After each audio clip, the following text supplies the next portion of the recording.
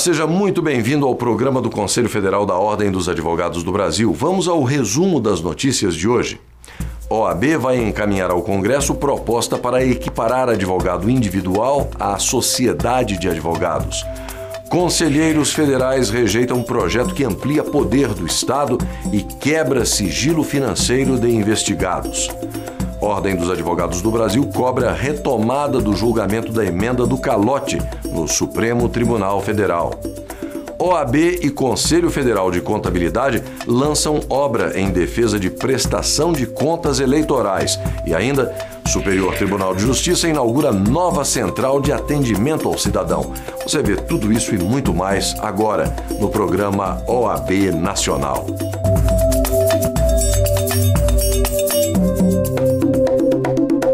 O Conselho Federal da Ordem dos Advogados do Brasil vai encaminhar ao Congresso Nacional uma proposta para a edição de uma lei que cria a figura do advogado profissional e a equipara à sociedade de advogados para efeitos tributários.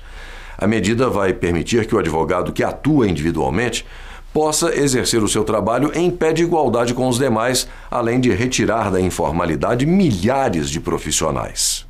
O relator, conselheiro Luiz Cláudio Levenzon, defendeu a equiparação com o argumento de que a diferença de tributação dos profissionais que trabalham sozinhos para as sociedades de advogados é mais que o dobro. Enquanto os primeiros pagam 27,5%, as sociedades são tributadas em 11,3%. Acho que 70%, 80% da advocacia brasileira que ainda exerce atividade individualmente e ela vem enfrentando dificuldades no mercado de trabalho e enfrentando também dificuldades no que diz respeito a uma discrepância de tributação dos honorários que percebe o advogado individual em relação aos honorários que são percebidos pela sociedade de advogados. Então, a ideia é criar esta figura do advogado profissional individual equiparado à pessoa jurídica para efeitos tributários e assim permitir que toda a advocacia brasileira possa exercer em condições de igualdade a nossa atividade profissional.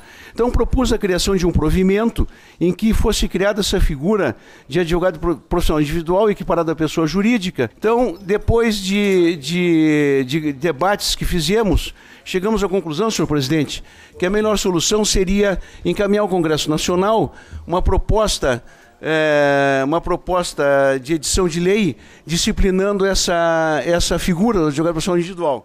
Seria necessária uma legislação específica para isso. Então, nós estamos excluindo do dispositivo legal do Decreto 3.000 apenas a profissão de advogado para permitir que se crie, então, essa figura do advogado profissional individual e nós possamos, então, estender a toda a classe essa equiparação tributária e permitir que toda a advocacia se exerça de forma isonômica no território nacional. O Conselho aprovou o relatório e lembrou que essa é a única forma de permitir que o advogado que atua individualmente trabalhe em condição de igualdade com os demais.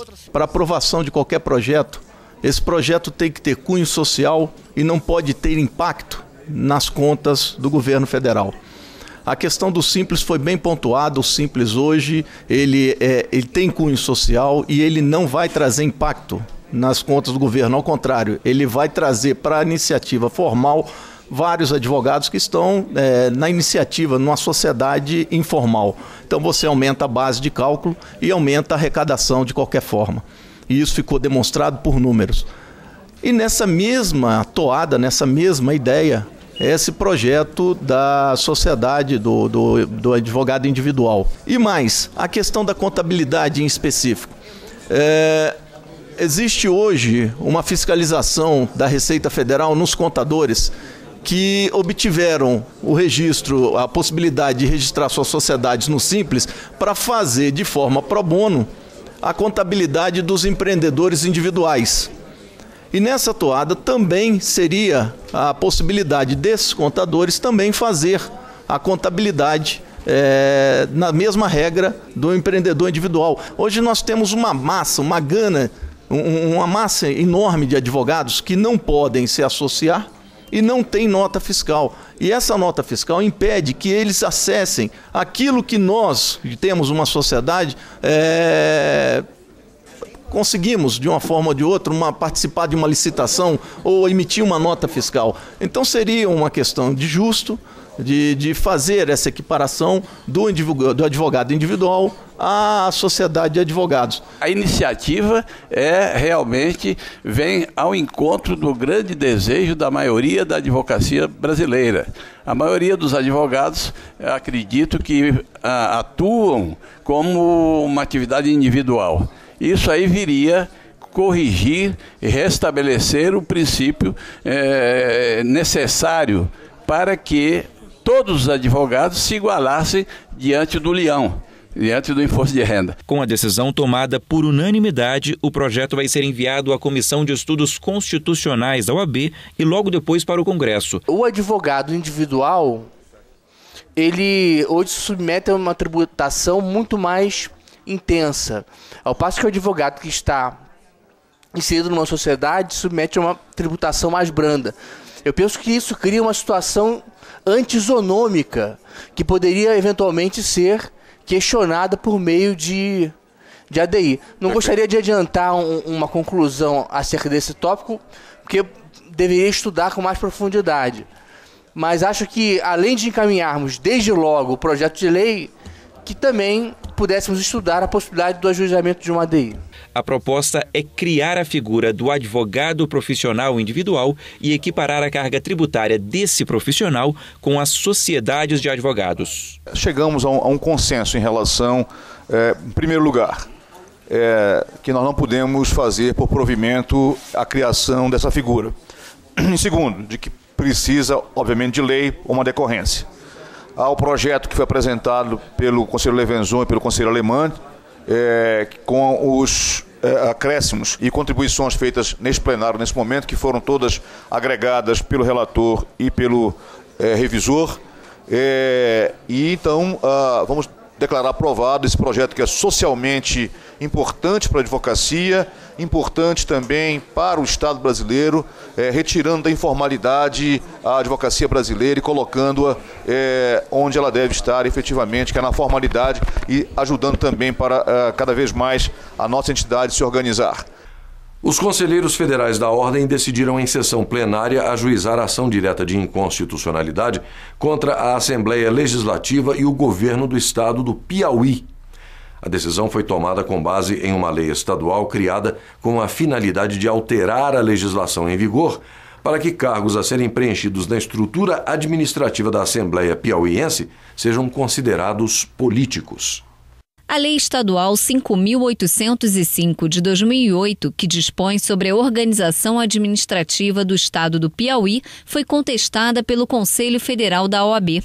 Para o relator da matéria, conselheiro federal Rodrigo Badaró, os dispositivos da lei piauiense violam o princípio da separação dos poderes, ao criar cargos com o status de secretário. São eles: diretor-geral, diretor-presidente da Fundalegis, diretor administrativo, secretário-geral da mesa, diretor de orçamento e finanças, diretor legislativo, diretor-chefe do gabinete da presidência, procurador-geral, diretor do CEASP, diretor executivo da Fundalegis, diretor de tecnologia da informação, diretor do serviço de saúde, diretor-chefe do gabinete militar. O relator considerou ainda que, ao atribuir aos ocupantes dos referidos cargos na Assembleia status de secretários de Estado, a lei também infringe o princípio da moralidade administrativa, previsto no artigo 37 da Constituição Federal. A atribuição de status de secretário de Estado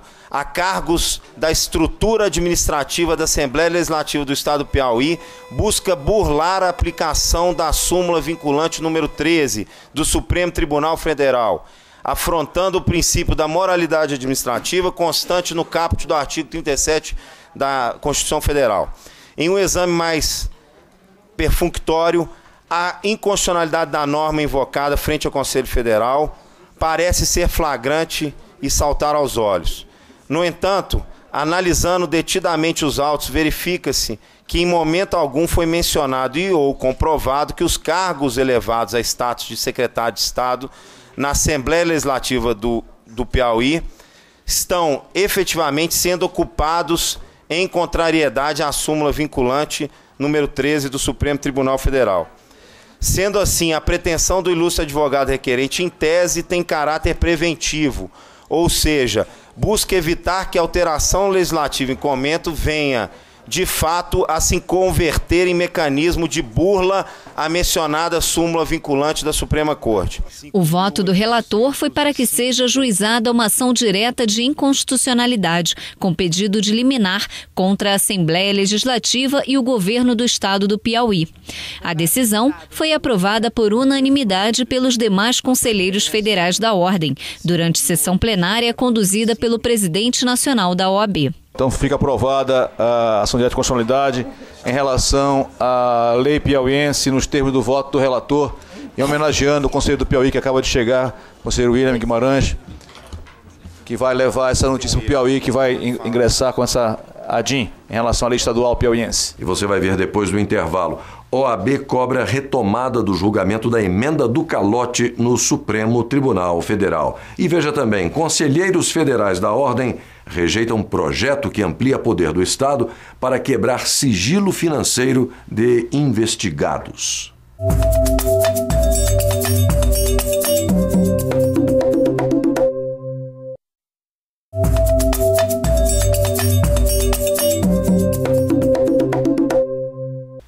A OAB cobrou agilidade no julgamento da ação direta de inconstitucionalidade ajuizada pela Ordem em dezembro de 2009, junto ao Supremo Tribunal Federal, para requerer a revogação da emenda constitucional número 62 de 2009, mais conhecida como a emenda do calote. Foi ela quem criou o novo regime para pagamento dos precatórios. A estimativa da OAB é que existam mais de 100 bilhões de reais a serem pagos por estados e municípios no que diz respeito aos precatórios, valor que, mesmo definido pelo Poder Judiciário, não é pago pelos governos. Para piorar, uma emenda à Constituição aprovada em 2009 deu mais 15 anos para que os precatórios sejam pagos. Foi o terceiro adiamento. Em 1988, o tempo a mais para quitar as dívidas havia sido de 8 anos e, em 2000, de 10 anos. A última mudança, que ficou conhecida como a emenda do calote, foi questionada na Justiça, mas a ação direta de inconstitucionalidade está parada no Supremo Tribunal Federal desde outubro do ano passado, quando um pedido de vista do ministro Luiz Fux adiou o resultado do julgamento. E para acelerar a retomada do processo, o presidente da Ordem se encontrou com o ministro. Não há dúvida de que essa visita feita ao ministro Luiz Fux, com o objetivo de que ele traga de volta o processo no qual pediu vistas, em que se discute a constitucionalidade da emenda constitucional 62, que introduziu uma nova formatação para pagamento dos precatórios, é muito importante para o cidadão brasileiro, é muito importante para a advocacia brasileira. Estados e municípios têm aplicado um verdadeiro calote no cidadão brasileiro. Pessoas levam, às vezes, 50, 100 anos para receber créditos. Pessoas morrem e não recebem os seus créditos, porque o Estado é um mau pagador. Cobra muito bem, mas infelizmente paga muito mal. E o julgamento desta ação, ele é muito importante, porque ele vai definir as regras que têm que ser aplicadas aos estados, aos municípios e à própria União, que pode até no futuro se tornar até inadimplente em relação aos precatórios. Portanto, esse é um julgamento que, tenho certeza, será um dos julgamentos mais importantes para a cidadania em nosso país. A Ordem sempre lutou contra esse calote oficial que se aplica no cidadão brasileiro. E este julgamento no Supremo Tribunal Federal vai definir essa questão. O Pleno do Conselho Federal da OAB decidiu por unanimidade manifestar rejeição à íntegra do projeto de lei do Senado número 140 de 2007, de autoria do senador Demóstenes Torres. O texto, já aprovado pela Comissão de Constituição e Justiça da Câmara dos Deputados, autoriza a quebra do sigilo de dados financeiros e operações de instituições bancárias em caso de investigação independente de autorização do Poder Judiciário. Na sessão plenária da OAB, o relator designado para a matéria foi o conselheiro federal pelo Pará, Roberto Lauria. Ao ler o relatório produzido por Guilherme Batóquio, de São Paulo, Lauria afirmou que é ilegal permitir que agentes de investigação invadam dados pessoais e cadastrais de qualquer pessoa, sem que haja autorização judicial prévia. Está-se diante de mais de uma tentativa de se mortificar os direitos e garantias individuais esculpidos na lei maior e se implementar no país o que já se chama de neototalitarismo, que muito se assemelha ao modelo desenhado pelo visionário George Orwell, em que o Estado, pela figura do grande irmão, pretende controlar a sociedade civil. O projeto de lei do Senado 140 de 2007 prevê a quebra de sigilo em caso de investigação de ilícito penal para dados pessoais cadastrais e informações sobre em quais instituições financeiras o investigado mantém contas correntes de aplicação, de investimentos e de depósitos. Os dados cadastrais, as informações acerca de contas correntes, de aplicação, de investimentos e de depósitos, bem assim seus números e respectivas agências, integram a esfera de proteção constitucional da intimidade e da privacidade do indivíduo, que só pode ser excepcionada em último caso para fins de investigação criminal através da indispensável autorização judicial. O projeto, que amplia os poderes de investigação do Estado, foi alvo de críticas por parte dos conselheiros federais da Ordem dos Advogados do Brasil. Essa questão da ampliação dos poderes de investigação do Estado é um tema que preocupa muito a cidadania, porque o Brasil assumiu compromissos internacionais no combate aos crimes de lavagem de dinheiro, tráfico de drogas, e foi editando legislações, como a Lei Complementar 105, aqui citada, e que teve até, a nível de investigação, efeito retroativo. E realmente eu acho que a definição do que é possível investigar, daquilo que é possível investigar, tem que ser definida mesmo judicialmente e tem que ser limitado para que o Estado não invada a esfera privada da cidadania. O conselheiro Ulisses Martins de Souza, do Maranhão, lembrou que existem vários projetos em tramitação no Congresso que pretendem alterar o controle de atos diante de uma investigação. No início do mandato do presidente Offi e desse conselho, se discutiu aqui um pacote de projetos de modificação da legislação tributária relatado pela conselheira diretora Márcia Melaré, no bojo do qual pretendia o fisco criar um chamado Sistema Nacional de Informações Patrimoniais. E, dentre as coisas que se previa nesse projeto, estava o afastamento ou abrandamento de algumas regras de proteção ao sigilo bancário. Esse projeto que se trata agora é mais uma investida nesse mesmo sentido. E o que é que se percebe? Que o pano de fundo de tudo isso é uma tentativa cada vez mais insistente do Estado de pôr fim a todo tipo de proteção à intimidade e à vida privada dos cidadãos. O conselheiro Durval Ramos Neto, da Bahia, defendeu a quebra de sigilo apenas para casos considerados suspeitos de enriquecimento ilícito. Nós temos que descobrir alguma forma, que com o judiciário que nós temos, extremamente leniente, de invadirmos essas fortunas criadas à custa da transferência de recursos públicos para recursos privados. Então, vivemos numa estrutura constitucional que deve ser preservada, mas isso serve, na verdade, está servindo, na verdade, de proteção à acumulação dessas riquezas ilícitas e que são imorais, que estão prejudicando o povo brasileiro. A corrupção tomou conta desse país. Já para outros, não é preciso haver alterações na legislação atual para que o problema seja resolvido. Não é a legislação que vai resolver o problema da corrupção em si. Efetivamente, é as instituições, cada instituição responsável cumprir a sua missão, cumprir o seu mistério. E é isso que eu sinto, é a falta dessa atividade. Às vezes, os órgãos responsáveis têm a legitimidade, têm a competência, e aquilo ali fica perdido no vai e vem, ou muitas vezes no esquecimento. Mecanismos o Estado tem para fiscalizar, e de forma legal, dentro das regras constitucionais, das garantias individuais de cada um.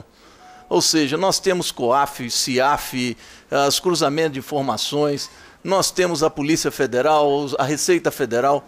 Por que invadir o pouco de garantia que o cidadão ainda tem nesse país? Os princípios da razoabilidade, da proporcionalidade, se aplicados ao caso, se busca o mesmo efeito respeitando as garantias individuais. Afinal de contas, a Constituição está aí para quê? Um Estado minimamente organizado respeita a sua Constituição. Então, conselheiro Durval, sem ser uma crítica, sem nada, apenas uma colocação de uma parte, realmente as grandes oligarquias, esses grandes barões do crime organizado, eles, se bem fiscalizados, eles não passam pela peneira do Estado. Só tem um detalhe: nós temos que descobrir a quem interessa essas grandes oligarquias, esses grandes barões do crime. Por fim, o Conselho Federal da OAB decidiu por unanimidade manifestar sua rejeição à íntegra do projeto de lei do Senado, de autoria do senador Demóstenes Torres. Para os conselheiros federais, somente mediante decisão judicial fundamentada é possível determinar a quebra de sigilos de contas de investigados. O voto, seguido por todos, teve como autor o conselheiro federal por São Paulo, Guilherme Batóquio. Em conclusão, manifesto-me no sentido de rejeitar a proposta de alteração legislativa objeto deste processo, porque flagrantemente inconstitucional. É o voto. Guilherme Batóquio, relator. Fica aprovada, então, a posição do Conselho Federal, unanimidade, pela rejeição do projeto. A seguir, você confere: OAB e Conselho Federal de Contabilidade lançam obra em defesa de prestação de contas eleitorais. E ainda, presidente da Ordem participa de sessão solene em comemoração aos 7 anos de instalação do Conselho Nacional do Ministério Público. É no próximo bloco aqui, no programa OAB Nacional.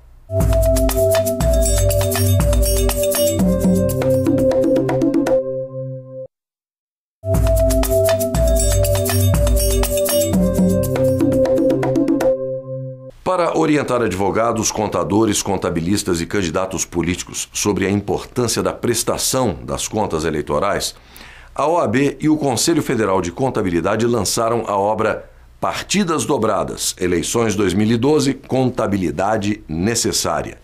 O livro faz parte do projeto de transparência nas prestações de contas das campanhas eleitorais deste ano, encampado pelas duas entidades. O lançamento no auditório do Conselho Federal de Contabilidade reuniu profissionais das duas categorias, contadores e advogados. A Ordem dos Advogados do Brasil se irmana a esse projeto na sua segunda etapa, ou no seu segundo ano de lançamento, porque tem uma consciência e a convicção de que é fundamental para o processo democrático as eleições limpas, onde o voto represente aquilo que o cidadão brasileiro deseja em termos de representação, sem influência do poder econômico, sem influência do poder político. Isso passa também pela própria prestação de contas. É necessário que o candidato, logo no início do seu projeto, ele saiba que ali está com o objetivo de prestar um serviço à coletividade e passe a ter um comportamento, não só no que toca à vida pregressa, que é necessária em função da lei da ficha limpa, que foi aprovada graças ao apoio de todos nós, mas que ele, a partir dali, marca a sua vida de uma outra forma, no sentido de dar conta daquilo que faz para a sociedade. E já começa pela prestação de contas eleitorais. Esta é a segunda edição do livro. São mais de 150 páginas com dicas e orientações de como prestar contas de campanha de forma objetiva e transparente. Um manual escrito em conjunto, com o apoio da Ordem dos Advogados do Brasil e do Conselho Federal de Contabilidade. A exemplo das últimas eleições, nós tivemos um treinamento para profissionais da contabilidade com o objetivo de orientar os candidatos, os partidos na elaboração das suas prestações de contas. Esse ano, com material atualizado, o Conselho Federal e a OAB novamente buscam essa tarefa de preencher um vazio que existe entre o dispositivo legal que estabelece a obrigatoriedade de uma prestação de contas e a sanção, porque todo esse processo ele exige também um componente educacional de orientação. E o OAB e Conselho Federal assumem justamente e promovem essa orientação e essa educação para que não haja essa distância tão grande entre a lei e a penalidade ou sanção que é imputada àquele que não cumpre. Integrante da mesa, o procurador regional eleitoral Rodrigo de Góes lembrou que a justiça tem sido mais rigorosa. Na última votação em Brasília, 4 deputados distritais tiveram os mandatos cassados por problemas na prestação de contas. Para o presidente da OAB, o manual pode tornar o processo eleitoral mais transparente. Na verdade, nosso trabalho é muito mais educativo, é um trabalho que visa colocar dentro do formato legal, do ponto de vista contábil, do ponto de vista jurídico, as contas dos candidatos. E para isso, o objetivo com o Partidas Dobradas, eleição 2012, é justamente de levar aos contadores, aos contabilistas e os advogados brasileiros que atuam, eleitoralistas que atuam atuam em todas as eleições, essa perspectiva de orientação e de correção de procedimentos. Transparência não faz mal a ninguém, pelo contrário, é um santo remédio. A luz do dia, a luz do sol é o melhor dos desinfetantes que pode existir. Então, quem não tem o que temer, não tem o que esconder. É impossível não reconhecer a grande revolução cultural e a mudança de paradigmas que se deu na sociedade e no próprio Ministério Público em decorrência da criação do CNMP, o Conselho Nacional do Ministério Público, que completou 7 anos de instalação. O presidente nacional da OAB participou da sessão solene em comemoração à data e destacou a importância das funções do Ministério Público, tanto como fiscal da lei, como defensor da sociedade e das garantias fundamentais dos cidadãos. Em uma sessão solene especial, foi comemorado os 7 anos de instalação do Conselho Nacional do Ministério Público, presidida pelo presidente do CNMP e Procurador-Geral da República, Roberto Gurgel. A comemoração contou com a presença do presidente nacional da Ordem dos Advogados do Brasil, Ofir Cavalcante, além de conselheiros da Casa. Em seu discurso, o presidente nacional da OAB elogiou a grande revolução cultural e a mudança de paradigmas que se deu na sociedade e no próprio Ministério Público, em decorrência da criação do CNMP. E fico extremamente feliz porque os senhores mudam culturas, estão a mudar culturas, mudar paradigmas. E essa é a maior revolução ou a principal revolução que o Conselho Nacional do Ministério Público vem realizando. Conceber o Ministério Público de uma forma individualizada, estadual, sem ter essa percepção do todo, é enfraquecer a própria luta do Ministério Público, a própria luta da sociedade. Foram várias composições do Conselho Nacional do Ministério Público, mas todas elas com essa multiplicidade de cabeças presentes, Ministério Público Militar, do Trabalho, Federal, Advocacia, Magistratura, enfim, esse caldo de cultura que foi realizado durante todos esses 7 anos redundou neste órgão que hoje orgulha o Ministério Público e orgulha a sociedade brasileira. A conselheira Cláudia Chagas, presidente da Comissão de Planejamento Estratégico do CNMP, fez uma apresentação de estatísticas e dos projetos que foram realizados ao longo dos últimos 7 anos. Na oportunidade, também foi lançado o Banco Nacional de Projetos do Ministério Público. Como um marco nesses 7 anos, mais um passo na direção da integração, da unidade e de um Ministério Público eficiente, com transparência, né, que possa mostrar à sociedade o que faz e trabalhar cada vez melhor. Segundo o presidente do CNMP, o trabalho resultou na definição de 4 temas prioritários: improbidade administrativa e corrupção, infância e juventude, combate à criminalidade e o tema meio ambiente. A importância é procurar disseminar nacionalmente na instituição aquelas boas práticas, aqueles projetos que se caracterizaram em alguma unidade do Ministério Público pelo êxito, pelo sucesso, pela contribuição significativa para o aprimoramento da instituição do Ministério Público. Daqui a pouco, depois do intervalo, novo integrante do Conselho Nacional de Justiça visita presidente nacional da Ordem. Central de Atendimento ao Cidadão é inaugurada no Superior Tribunal de Justiça. E você vai ver também, Ofir é homenageado pelo ex-presidente da Federação Interamericana de Advogados.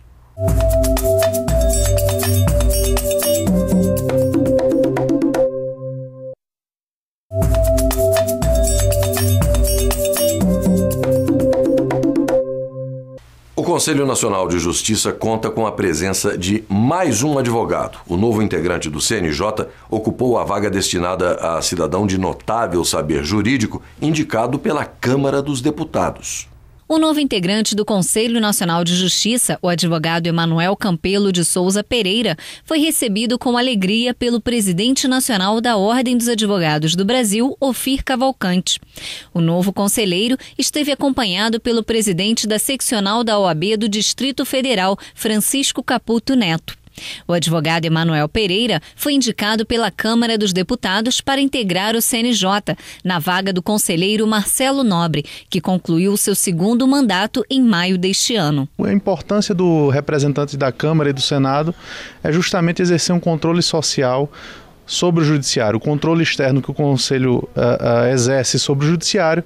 Com os representantes da Câmara e Senado, nós temos a oportunidade de ter um controle da sociedade sobre o Poder Judiciário. Emanuel Pereira é advogado militante e professor, natural de Natal, no Rio Grande do Norte, conhecido por advogar em tribunais superiores e por ter sido assessor parlamentar da Câmara entre 2008 e 2011. Durante a visita, o presidente nacional da OAB afirmou que ter mais um advogado militante no Conselho, seja por indicação da Câmara ou do Senado, agrega valores relevantes e contribui para garantir um CNJ ainda mais fortalecido. É um advogado que vai representar a Câmara dos Deputados. Vai levar certamente a visão da advocacia, a visão do cidadão brasileiro, do jurisdicionado para o CNJ. Isso é muito importante porque dá ao CNJ uma multiplicidade de visões que não ficam adstritas a apenas a visão dos magistrados. Portanto, isso é importante, fortalece o CNJ e, consequentemente, a justiça brasileira.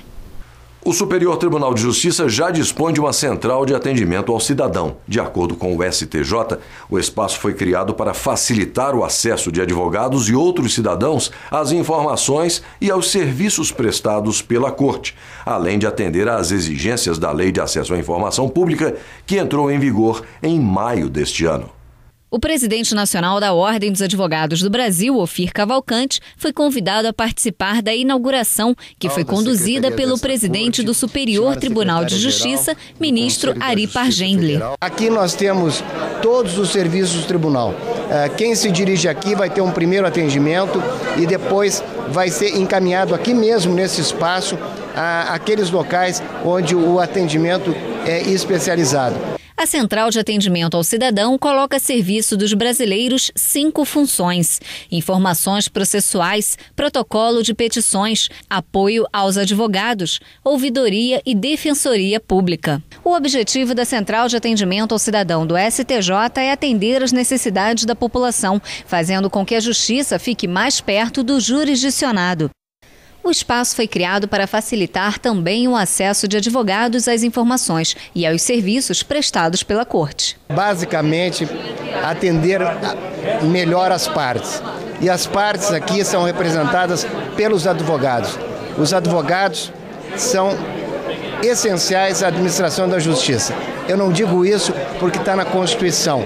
Eu digo isso pela minha experiência de 36 anos como juiz federal. Então, eu tenho certeza que agora os advogados contam com uma sala belíssima, não é? Vão ter todas as informações num único local do tribunal e com certeza vão ter condições de desenvolver também o melhor trabalho em prol dos seus constituintes. A Ao visitar as instalações da Central de Atendimento, o presidente nacional da OAB, Ofir Cavalcante, destacou a importância da justiça brasileira ser mais transparente com o cidadão. O STJ cumpre seu papel e honra tudo aquilo que a história lhe conferiu, sobretudo de ser o Tribunal da Cidadania. É muito importante que a justiça brasileira se abra para o cidadão. É importante que o cidadão possa saber como está sendo aplicado os seus recursos, os impostos que ele recolhe e que haja isso reverta em favor do cidadão em termos de serviço. E esse espaço é um espaço de esclarecimento, é um espaço de cidadania em si, onde serão tiradas as dúvidas do cidadão brasileiro. E para os advogados também, que são os maiores clientes da justiça brasileira, integram a justiça brasileira, esse é um espaço também importante que preserva um território para que o advogado possa também exercer o seu papel. No setor de protocolo, os interessados contam com um espaço próprio para apresentar suas petições. Na ouvidoria, o cidadão pode fazer reclamações, denúncias, críticas, elogios e sugestões.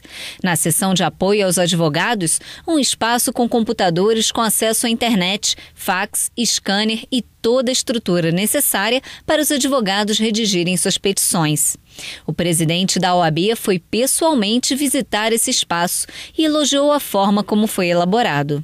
O que a ordem vai proporcionar aos advogados, aqui em conjunto com a STJ, é justamente condições para que ele possa fazer uma petição rápida, para que ele possa acessar a internet, para que ele possa receber até um cliente de uma forma eventual. Enfim, não será um escritório do advogado, mas será um espaço onde o advogado pode ter um relacionamento com o seu cliente eventualmente e também exercer a sua atividade profissional, sobretudo se vier de vários lugares deste país, desses recantos do Brasil inteiro, para exercer a sua profissão aqui no STJ. A ideia de criar uma estrutura física com esse objetivo específico partiu da Secretaria Judiciária da Corte. O gestor do projeto, Benedito Maranhão, disse que a proposta era reunir em um único local os atendimentos mais comuns de interesse ao cidadão brasileiro.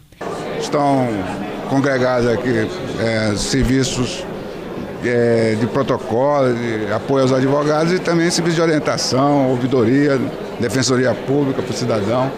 Há diversas, as demandas mais procuradas estão aqui representadas. Agora, de forma presencial, virtual, telefônica e postal, a Central de Atendimento ao Cidadão está a postos para esclarecer dúvidas e agilizar os serviços judiciais prestados pelo Tribunal da Cidadania. O presidente nacional da Ordem dos Advogados do Brasil recebeu do ex-presidente da FIA, a Federação Interamericana de Advogados, uma placa em agradecimento aos trabalhos e parcerias desenvolvidas pela OAB junto à federação no período de 2010 a 2012.